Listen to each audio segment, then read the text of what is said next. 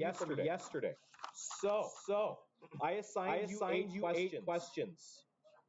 Let's take a look at these. When I give you questions from the textbook photocopy, there are no answers provided. So let's take a look. I'll give you the answers. I'll take the answers from you, and we can figure out whether or not you got them right or wrong. So on this page. They gave you a formula that relates the amount of sleep needed. And the age of the person. Now, obviously, this isn't totally correct, but it's pretty good. Like someone said, my son is 2. I plugged his age into this, and it said he needed like 16 and a half hours of sleep. Well, given what he gets during the day, plus what he gets overnight, that's pretty good. Formula is not maybe an exact science, but this formula is pretty good. So how much sleep does a 14-year-old need? You just plug 14 into here. It'll be 35 minus 14 over 2. Bed mass says, well, you got to make sure you put brackets around that numerator, and then it's obvious what has to happen first. The numerator needs to get simplified. So 35 minus 14 is going to be 21 divided by 2 is going to be 5.5. So if you are 14, you are supposed to be getting 10.5 hours of sleep every night. That's you guys. Lots of you aren't getting anywhere near that, and it shows when you come here in the morning. You're supposed to be getting somewhere in the neighborhood of 10.5 hours of sleep a night. Jason is 10. He gets 9 hours of sleep. Is this enough? Correct. The answer is no. Why not? How much should a 10-year-old get? Well, you take 10, you shove it into this formula. 35 minus 10 is 25. 25 divided by 2 is he needs 12.5 hours. So you didn't actually have to plug in the 9. You just need to figure out how much sleep a 14-year-old needs to get, and then compare that to what he actually gets. Sorry, a 10-year-old. You need to compare a 10-year-old needs versus what he's getting. A 10-year-old sleeping 9 hours is not long enough. According to this formula. Okay, question two. Question 2 had you looking at a sonar operator looking for a shipwreck that you know is somewhere between 900 meters and 1,000 meters. It's given to you by this table. This table has a bunch of times for sonar to identify the depth of the water. This is the formula. Now, there are two ways to go about handling this problem. I saw a whole bunch of you doing it the worst way possible. That doesn't mean you're going to get it wrong. It just means you've got way more work ahead of you than you actually need. What I saw a bunch of you doing, I think Jacob, you guys are working together on this. You were picking different times, and plugging the manual. Okay, this time means this step, this time means this step. We're working together to make the workload less. That is a way to do this problem. These guys over here on the board are doing the exact same thing. Four of you on the board over here, Hassan Jote and Posse. Hassan Jote's crew. And it's Hassan Jote's crew, not anybody else's crew. Hassan Jote was at the whiteboard, and the rest of you were sitting on the butts. No, it was Hassan Jote's crew. He was standing at the whiteboard. You were sleeping on the couch. So that's one way to do this problem. It is the longest possible. Some of you were smart about how you did it. You're like, I'm going to pick some of these middle numbers. I will notice that if I pick 1.2, I plug it into this equation. 1.2 means that D equals 900. So that's the low value, which means any number less than 1.2 is going to be too shallow. Lucas and Jacob stop touching each other. Some of you did it that way, and that's you're getting warmer to the elegant way to solve this problem. The easiest way to do this is you know what the two depths you need are. You know that it's got to be 900 and 1,000. What you could do to solve this problem, make it a lot easier, is you take these two numbers, 900 and 1,000, and plug them into this equation and solve the thing for t. That will tell you what the two times are. So if you plug 900 in here, I'm going to get 900. That depth is going to equal. Now, some of you were elegant here too. I can simplify this fraction. 1,500 over 2 is 750. So instead of plugging into this whole equation, I can make this 900 equals 750t. So then you divide both sides by 750, and you're going to get t equals 1.2. Is it okay? That means that. Well, we'll do the other one. Take 1,000. Plug it in here. I'm going to get 1,000 equals 750t. Divide both sides by 750, and you're going to find that t is going to equal. Remember what the number was? 1,000 divided by 1,000 divided by 750 is 1.3 repeating. Okay. So these are the two times that relate to these pieces of data, the two depths. And if you find out what these two times are, you can just go ahead and cross off anything that's smaller than 1.2. Hey, can we follow? Josh following?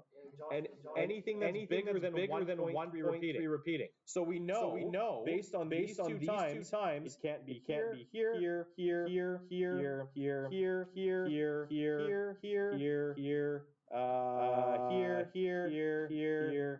or here.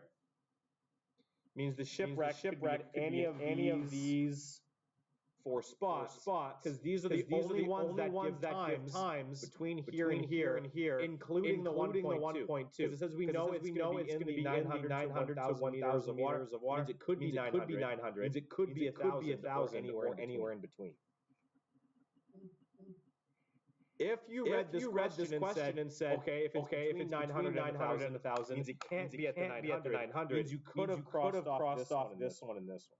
Which means you know your shipwreck's either going to be in C2 or D1.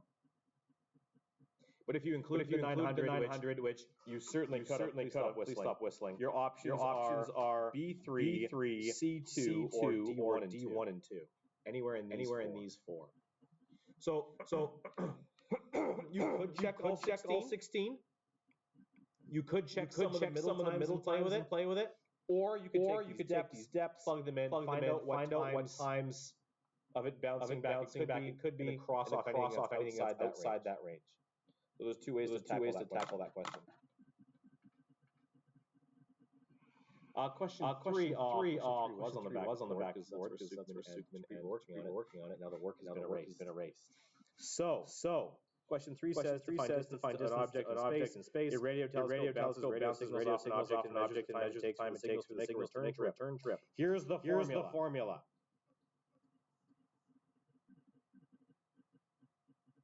So it's very similar to the one above it. When the moon is close, the round trip is 2.45 seconds. How far is this? Well, you just take the 2.45 and you plug it in right there. Where the time is. If you do that, what's the distance you get here? No, I could just plug these in as you guys didn't. 298,000 times 2.45. Yes, Mr. Funk. You can take her for as long as you want. Not because she's a disruptive student, but because she's we'll figure this out. No problem. Okay. And part B says when the moon is furthest from the Earth, the round trip is 7.71. It's the same thing. You take 2.71, you plug it in here. It's not overly difficult. Nope. That's what I want. 298,000 times 2.71 divided by 2, and you're going to get 403,790.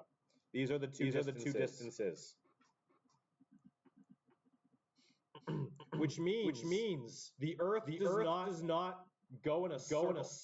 The moon does not go in a circle around the Earth. If it has different distances at different points in its orbit, it means it's actually kind of a chubby little oval. We call that an ellipse. Okay, so that was three. Question four. It gives you a formula. The same one we pulled out of an example. It gives you the ground temperature, 25 degrees. And it gives you an altitude, 8,000. The ground temperature was little t. It says little t is ground temperature. So this value goes in there, and that value goes in there. So very similar to almost identical to the questions I gave you yesterday in the example. So that's going to be 25 minus 8,000 divided by 150. You got to do bedmass to solve that. You're going to see that at this altitude it's negative 28.3 degrees Celsius. And at this altitude, 4500 equals, it's going to be negative 5 degrees Celsius. And on a test or quiz, I'd want sentences to go with those. Because if the question's given to the paragraph, answer needs to come back to me as a sentence. So those were those four. I hope these are kind of the values you were getting here. I gave you four more.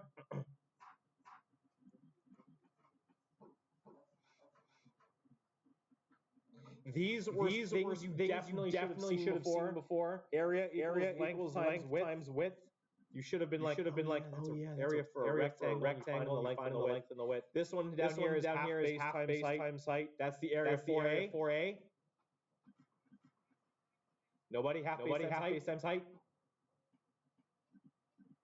Come on, middle schoolers. You're not in middle school. You're in grade 9. You've all been through middle school. If area equals half base times height, what shape is that?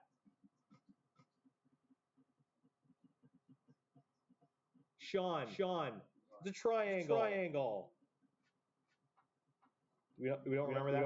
We didn't do that in middle school.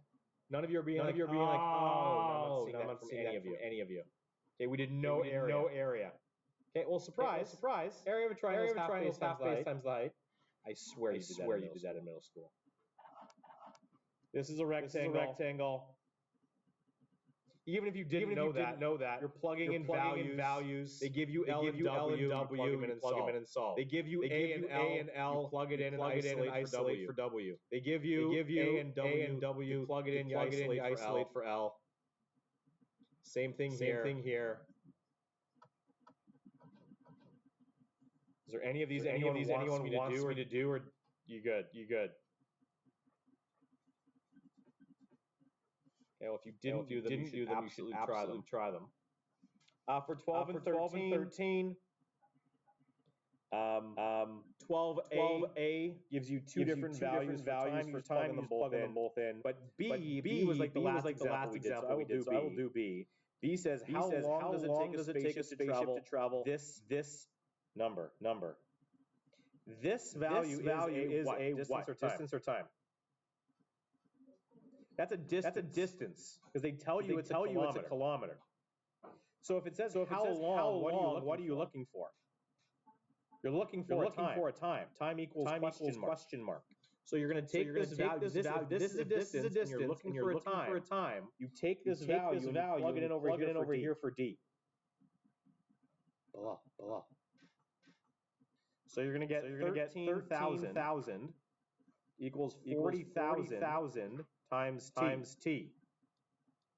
And this is the thing you need to solve. 130,000 divided by 40,000. You should have found that this is 3.25 hours. A is pretty trivial, so I'll leave A, but B, again, shouldn't be that difficult either. But it is asking you to plug things into different spots. And then this guy down here, that has a chart that it wanted you to fill in. It says the amount of food energy required per day by military personnel on active duty is given by this formula here, where E is the amount of food energy in kilojoules, and T is the outside temperature in degrees Celsius. So all you had to do was plug a bunch of temperatures into this formula to figure out how many kilojoules worth of food energy they need. This is not a calorie, it's a kilojoule or a kJ. So all you're doing is you're taking these values and plugging them in. When you're isolating these things, you remember is that you need to throw a setup of negative 125. That T is going to be in brackets. plus 15,250. And you're taking these values and plugging them in there. When you get to the negative ones, you're going to end up with something like E equals negative 125 times negative 10 plus 15,250. That double negative is going to make the thing a positive. You're going to add it to that. So yesterday was just an exercise in given contextualized formulas. Can you follow how to plug in these values in a different spot and find the thing you're looking for? That was yesterday. Today we're going to start making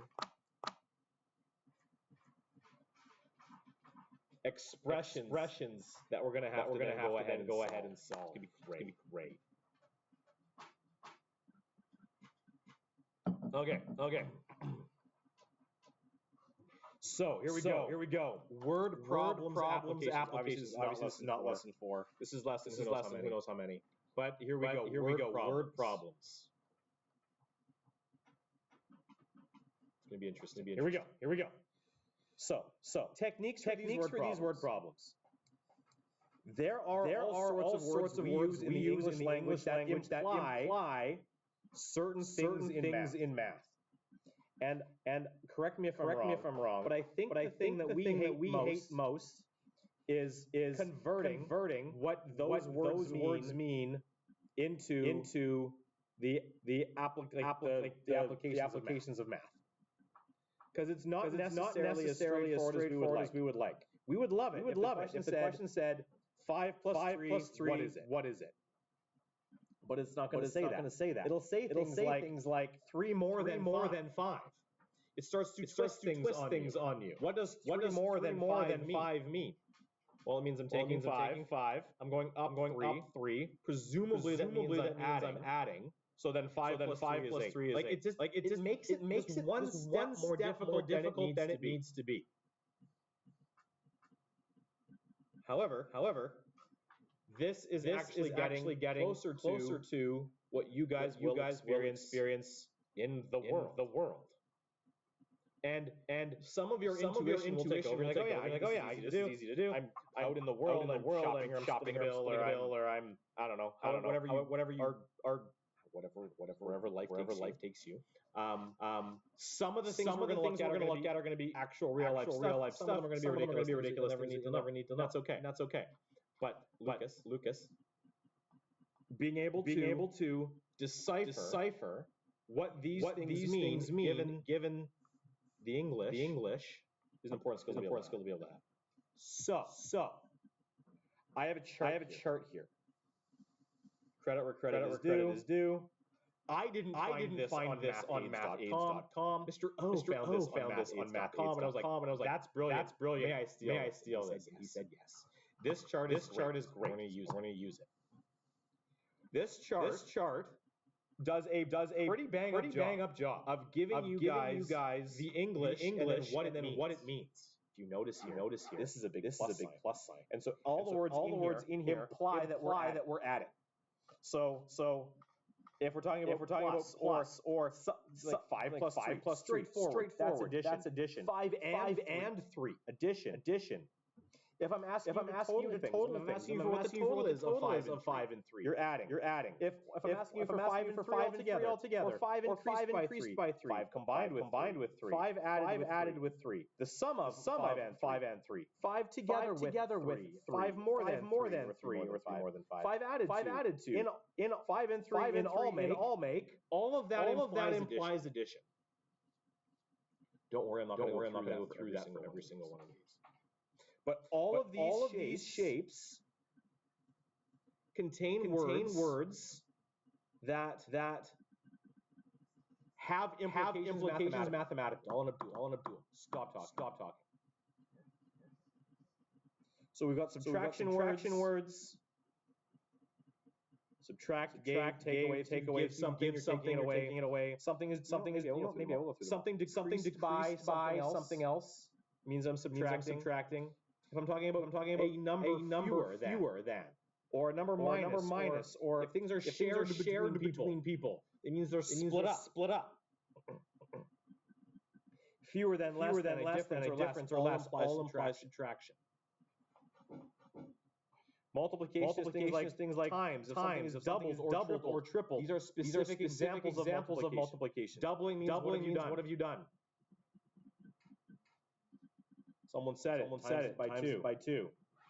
If you tripled something, what does that mean? You multiplied by 3.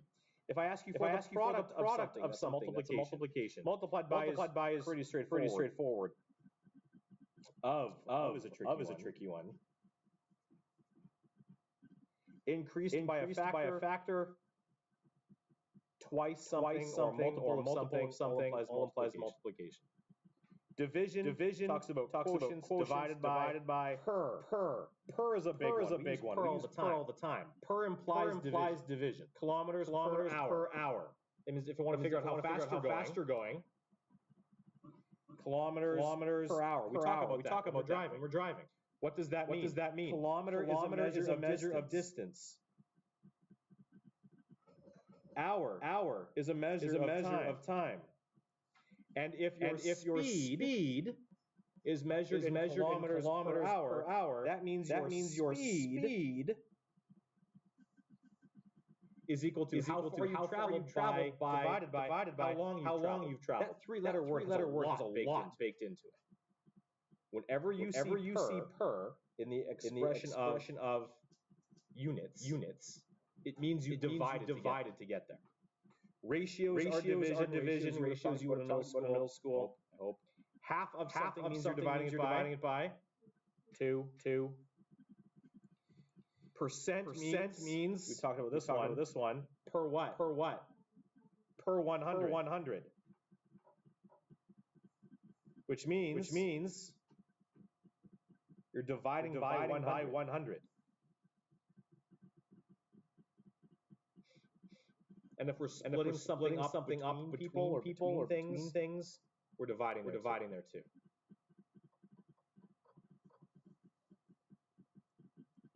Equals things like is, are, was, will, yield, sold for. If I say 5 and 3 is, I'm using and from the addition and is from equals to tell you that I'm adding 5 and 3 together. Equals 8.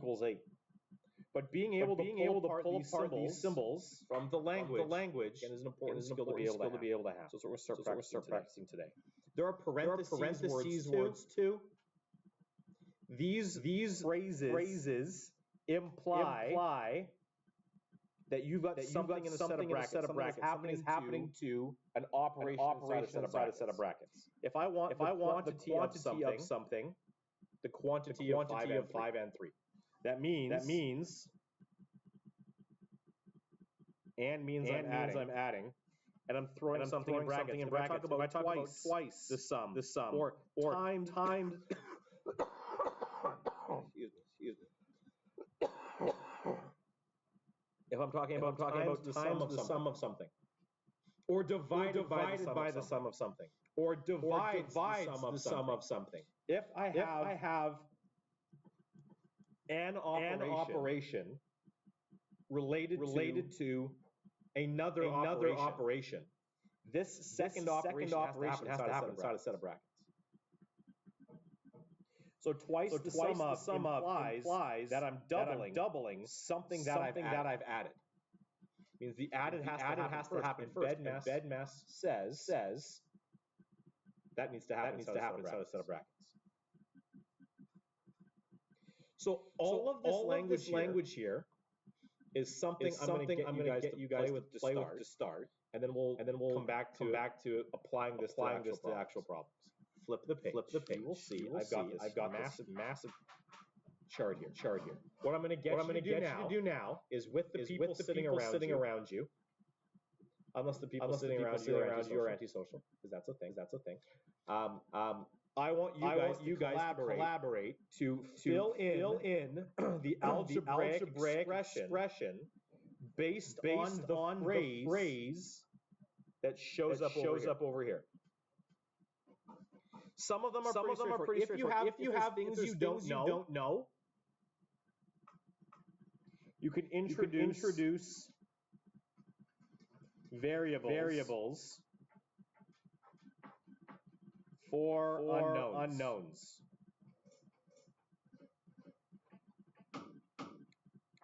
Well, that's going to be hard for you guys to see, so you know what I wrote. Introduce variables for unknowns. So for example,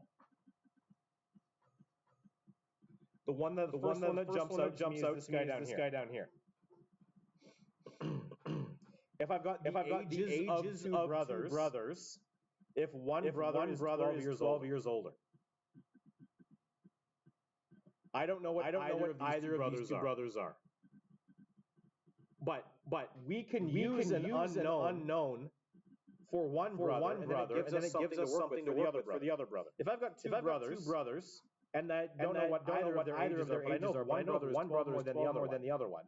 What I can do is I can say, well, the first brother, let's give him an age. How old do we want the first brother to be? 26 is pretty arbitrary. Could be 5, could be 40. We don't know. So rather than picking a particular number, let's give it a variable. The first brother is going to be how old? Someone said X. I heard X. I don't know what it is. Could X be 26? Sure. Could X be 42? You bet. But we don't know. So let's give the unknown a variable. And then the second age relates to this first age pretty easily. If the first brother is X and the other brother is older, what's the second age? Yeah, the first age, 12 years older implies X plus 12. Okay. So where there are unknowns that you need to relate to, give it a name. And then it gives you this X, M, P, Q. You've got Angelo and Mary down here. If they're named, the variables might be a lot easier. Rather than calling Angelo and Mary X and Y, you could be more specific.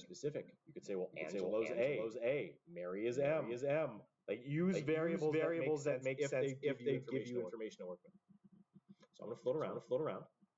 I'll help where needed. I'm you guys time to play with this. I would like you guys to come up with, try to your best ability, algebraic expressions from the verbal expressions here.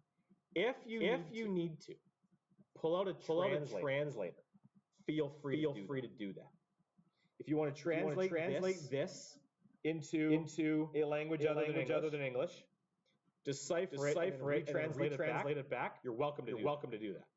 Those of you who want to try that. Okay. On your market, say giver. Come around and help out. Do this collaboratively. If you'd like to work on a whiteboard, you can do that. Discuss it as much as possible. Don't do this page alone. Go. Here we go. Let's take a look at what you guys have come up with. Yours don't have to look exactly the same whatever I'm getting from someone else, but they should be relatable. For example, you don't have to pick the same letters. I don't care if your variables are the same as someone else's letter. But the order. For example, in the first one, if I wanted 5 more than a number, what am I doing mathematically? Lucas, why you keep touching Jacob? Trying to give him some. That's nice of you. 5 more than a number. I don't know what the number is. So if I'm starting with a number, and I want 5 more than it, what's the expression for that? X plus 5. Does it have to be X? No. Does it could be M? It could be M. Not O. M N Q R S. T if you're careful with T because T can look like plus. A variable plus 5. What's the other way I could write this? Yeah. The order doesn't matter there either. X plus 5 plus X, same thing. And so yours needs to line up something like that. Next one, a number increased by 8. Increasing by something means we are adding. So a number. Sure. Increased by 8. Done. What do you get for the next one? 9 less than a number. This matters. Below. Ooh, that's the question I was just going to ask. Are those the same thing? Is x minus 9 and 9 minus x? Don't write them both down. Let's talk about this. If I want 9 less than a number, then starting at some number and going down 9. That is what you're starting at some number and going down 9. That's the first thing you said below. That's absolutely correct. Is this the same thing? How would I say this one? 9 minus a number, or some amount lower than 9. So this guy here, that's different than this one. Addition doesn't matter. Addition works both ways. Subtraction does not. This one has to be a variable minus 9. Cool. 3 times a number. Nice and easy. Do I know what the number is? You're assuming it's 1. If I don't know what the number is, what should we call it? We could call it any variable. X is a good one. So 3 times a number is 3x. Because when there is no operation between these things, I'm multiplying. 3x is 3 times some number I don't know. If you're sitting there being like, sure, I have no idea what you're talking about. Throw your hand up. Let's discuss it. Or you're sitting beside someone. I don't know. Let's use Scarlett and Emerson as an example. And Scarlett's moderator. I don't know what he's talking about. And Emerson's like, it's obviously this is easy. Emerson can feel free to throw her hand in the air and be like, I have a question. So as not to embarrass friend Scarlett, who doesn't and you can do this for your friends. Or it can be like, I know Hassan doesn't understand. I'm going to ask the question for Hassan. You can do this for your friends. Help a friend out. Okay. More than a number. What am I doing? I was using Acom as an example. Sorry, Acom. You didn't have a question. I was using him as an example, Messiah. 3 more than a number. 3 plus. Sure. K works. X works too. 3 more than is I'm adding something. This is relatively straightforward. 1/7 of a number. There's 2 ways to write this. Austin, you turned around like you were going to say it. 1/7. And then x. Sure. 1/7 x. I'm going to zoom this in so it's easier to see. What's the other way I can write 1/7 of a number? Instead of multiplying by a 7, what could we do? We could just have that number divided by 7. You bet. Cool. I can't divide it. Bring it too far. Okay. Wow. Now it's getting more complicated. I want 5 more than 4 times a number. So where do we got to start? We're almost going backwards here. Lucas, wake up. What did we get? 5 more than 4 times the number. Gurman, did you get an answer here? The one that we're doing. The one that I have blank. You didn't get that one? Did Bilal get that one? Gurman. Did Bilal get that one? You were looking at his paper anyway.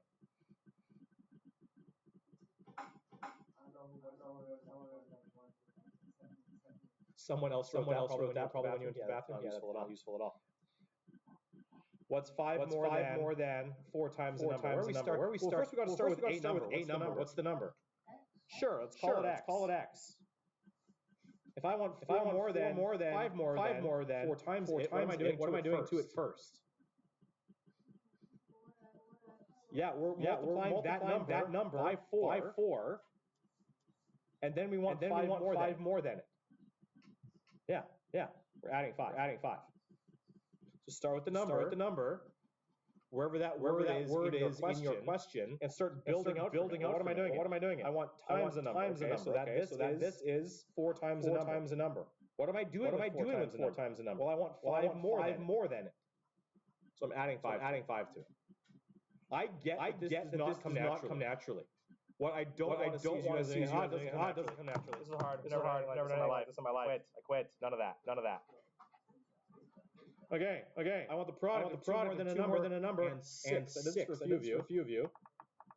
If I want the product of 2 more than a number. 2 more than a number. The way I'm reading it. Okay, Abdul, stop talking. I'm trying to read it in a way that implies to you guys what's going on. I want the product of what? 2 more than a number. There's a comma there. And 6. So what do I have to do with taking a number? What am I doing with that number? Adding 2 to it. And now what do I want to do with 2 more than a number? Yeah, I want the product of it and 6. So if I want the product of this whole number, the x plus 2, what do I have to do with it? I have to throw it inside a set of brackets and then multiply it by 6. I can put the 6 out front or out back, it doesn't matter. This means I have 6 times 2 more than a number. The next one is the same. This is going to be 4 and then in brackets x plus 3. This one's the same. I want the product of 4 and a number plus 5. If I want 1/4 the sum of a number in 3, well, I'm going to take my sum of a number in 3 is this. And then 1/4 of it means I'm either multiplying it by a quarter or I'm dividing it by 4. Or x plus 3 in brackets. Oh, that's the same thing. Lucas, wake up. The sum of 1/4 of a number and 3. This guy and this guy are different. They're very similar. The first one wanted 1/4 of the sum, and this one wants the sum of 1/4. Changing the ordering of the words is changing this thing entirely. How is this one going to be different than the previous one? There's no brackets. I want the sum of 1/4 of a number. 1/4 of a number is x over 4. And I want to sum that thing with 3. Or I could have written it as 1/4 x plus 3. The brackets are gone. The language there implies something different is happening there. 2 less than 8 times the number. What did you guys do?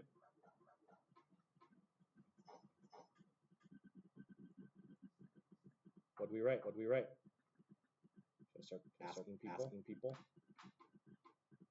Faison, what did you write for this one? 2 less than 8 times a number. 2 less implies what am I doing? Minusing.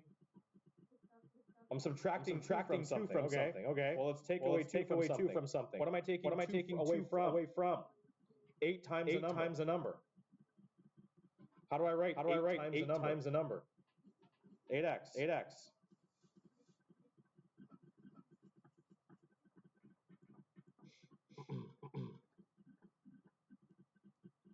Okay, the product of a number and 8. I don't know the number. 8x. Some of you I saw wrote down 8 times x. That works too. This and this are the same thing. Recognize that. The product of 2 less than a number and 8. It's going to look like this. I have 2 less than a number. I have 8. And I'm multiplying them.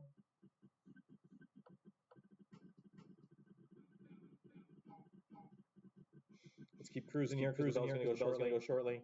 2 numbers where one number is one of the other is very similar to the previous one. I don't know either of the previous one I did for you. I don't know either of the brothers' ages, but I know how they're related. I don't know either of the numbers, but I know how they're related. If I don't know 2 numbers, name one of them, and then relate the other one to it. One number is x. 1/5 of x is. Oh, I just told you. 1/5. The other number is 1/5 x. I got one number. And the other number that is a fifth of the first. The ages of Angelo and Mary, whose number was 21. Talking to Jeremy and Matthias about this one. Jeremy said A plus M equals A and M. I encouraged him to say A and M. A plus M equals 21. I don't know Angelo. I don't know Mary. But I know their ages add to 21. You bet. The length of jumps. If Jill's jump is 15 centimeters longer than Joe's. What do we say for this one? Two things I don't know, so name one of them. Which one are we naming? Scarlett, what'd you do for this one?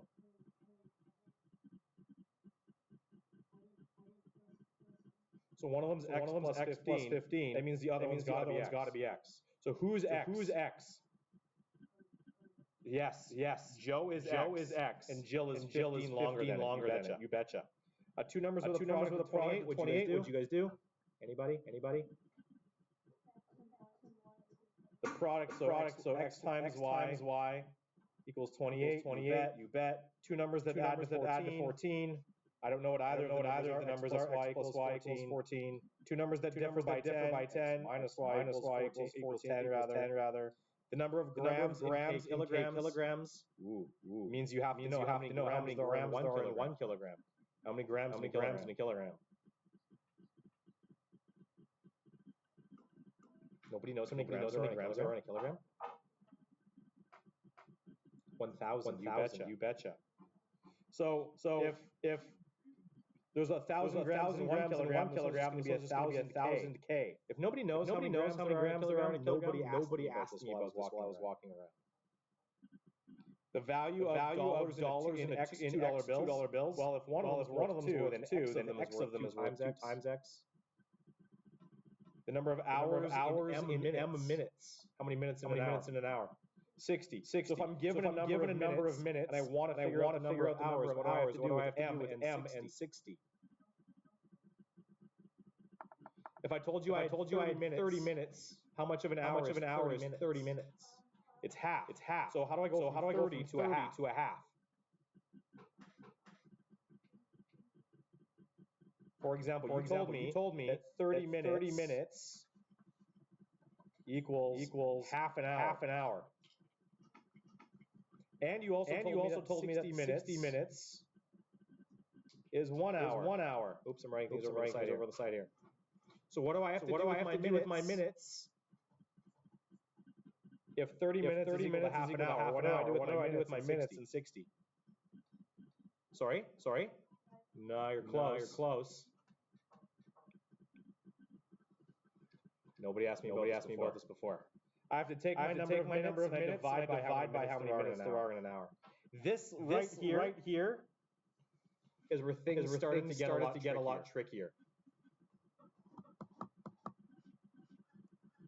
Okay, why am I hearing zips?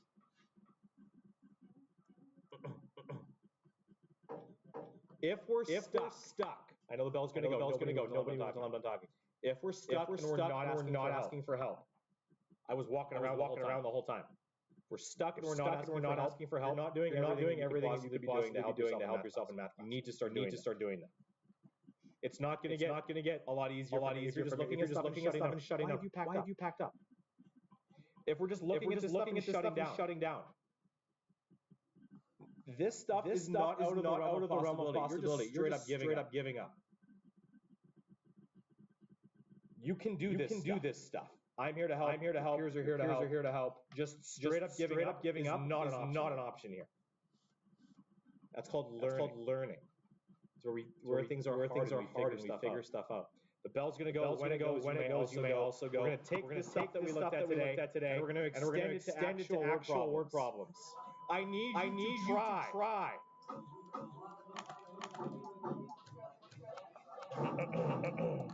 Yes, you may take your phone.